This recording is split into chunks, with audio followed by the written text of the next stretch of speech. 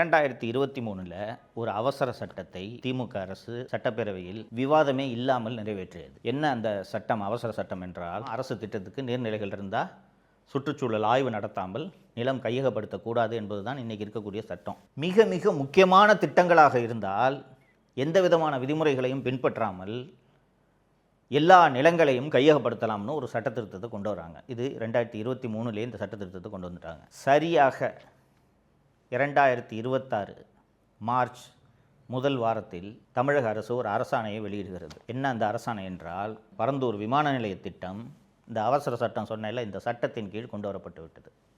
So நீர்நிலைகள் எல்லாம் இருந்தாலும் பரந்தூர் விமான நிலையத்திற்காக இந்த நிலங்களை யாருடைய எதிர்ப்பையும் மீறி கையகப்படுத்தலாம் என்பதுதான் இந்த அவசர சட்டத்தோட நோக்கம். அந்த பரந்தூர் மக்கள் நடத்திய அந்த போராட்டத்தை ஊடகங்கள் சென்று கவர் செய்துவிடக்கூடாது என்பதற்காக கிட்டத்தட்ட 2 வருடங்கள் ஏகனாபுரம் உள்ளிட்ட 13 கிராமங்களை ஊரடங்கில் வைத்திருப்பது போல தமிழக அரசு வைத்திருந்தது. அந்த ஊருக்கு போகிற 4 எல்லையிலும் காவல்துறையை போட்டு அந்த ஊர்க்காரங்களை தவிர வேறு யாருமே உள்ளே செல்லக்கூடாது, பத்திரிகையாளர்கள் செல்லக்கூடாது.